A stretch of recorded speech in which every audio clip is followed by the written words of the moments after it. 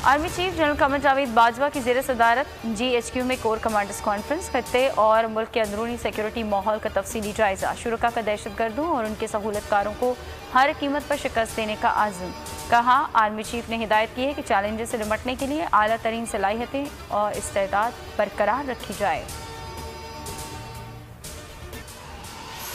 वफाकी हुकूमत MKM के वोटों की वजह से ज्यादती हैं। इन्हीं वोटों की वजह से सिंध को गैस का हक नहीं दिया जा रहा। गलत मरदमशुमारी होगी तो आपका हक मजीद मारा जाएगा। बिलावल भुट्टो जरदारी का तकरीब से खिताब। कहा कि अगर ज़रूरत के तहत वसाइल मिले तो बहुत काम करेंगे। ये कठपुतली हुकूमत अब जाने वाली है। नवाज शरीफ की सदाकत और ईमानदारी की गवाही कुदरत दे रही है। मरीम नवाज का ट्वीट। कहा कि ब्रॉडशीट कंपनी को नवाज शरीफ के खिलाफ मुकदमा ढूंढने के लिए $2.87 अदा किए गए, फिर भी नाअहली के लिए अकामी और सजा के लिए जज अरशद मलिक का सहारा लेना पड़ा। आज अल्हम्दुलिल्लाह इवनफील्ड अपार्टमेंट केस की असलियत भी सामने आ गई। मौलाना फजल रहमान के गिर्द नैब का घेरा तंग। नैब खैबर पख्तूनख्वा ने मौलाना फजल रहमान के 4 करीबी साथियों के खिलाफ रेफरेंस दायर कर दिया।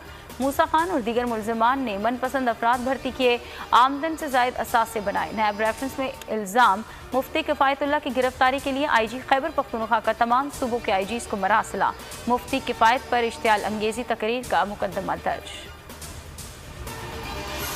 गैर कानूनी प्लॉट अलॉटमेंट केस। एहतसाब अदालत लाहौर ने मीडिया फिरौन मीर शकील और दीगर को 19 जनवरी को फर्द जुर्म के लिए तलब कर लिया।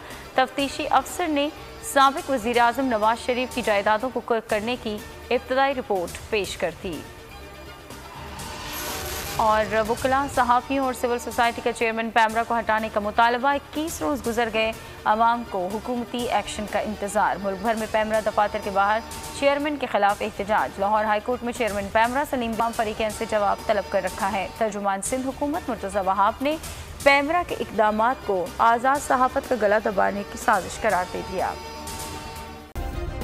सब्सक्राइब करें और बेल दबाएं ताकि कोई खबर रह न जाए।